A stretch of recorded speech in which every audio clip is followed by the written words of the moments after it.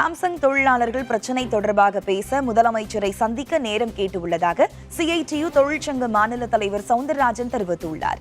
காஞ்சிபுரம் மாவட்டத்தில் ஊதிய உயர்வு, தொழிற்சங்க அங்கீகாரம் உள்ளிட்ட பல்வேறு கோரிக்கைகளை வலியுறுத்தி போராட்டத்தில் ஈடுபட்ட சாம்சங் தொழிலாளர்களை போலீசார் கைது செய்தனர். இதனைத் தொடர்ந்து மாவட்ட ஆட்சியரை சந்தித்த சிஐடியு தொழிற்சங்க மாநில தலைவர் சவுந்தரராஜன் பின்னர் செய்தியாளர்களை சந்தித்த போது இதனை தெரிவித்தார். முதல்வரை சந்திக்கிறதுக்கு நிச்சயமாக நாங்கள் முயற்சி எடுப்போம். இப்போ கலெக்டரை சந்தித்த மாதிரி முதல்வருடைய தேதி, அவருடைய இதை பொறுத்து அதற்கான நடவடிக்கை நாங்கள் எடுப்போம்.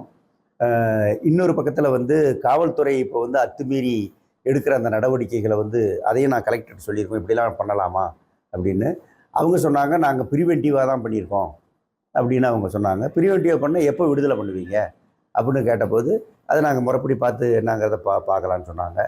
காலையில் பிடிச்சிங்க, உடனே அவங்க குடும்பத்துக்கு சொல்ல வேண்டாமா, பிடிச்சிருக்கோம், அவர் எங்கே வச்சுருக்கோம் அப்படின்னு நீங்கள் சொல்ல வேண்டாமா அப்படின்னு நம்ம கேட்டிருக்கோம். அவர் சொல்லுவோம்னு சொல்லியிருக்காரு வச்சுங்களேன். இதெல்லாம் ரொம்ப ரொம்ப ரொம்ப ரொம்ப தவறான நடவடிக்கையில் காவல்துறை, காஞ்சிபுரம் காவல்துறை ஈடுபடுகிறது.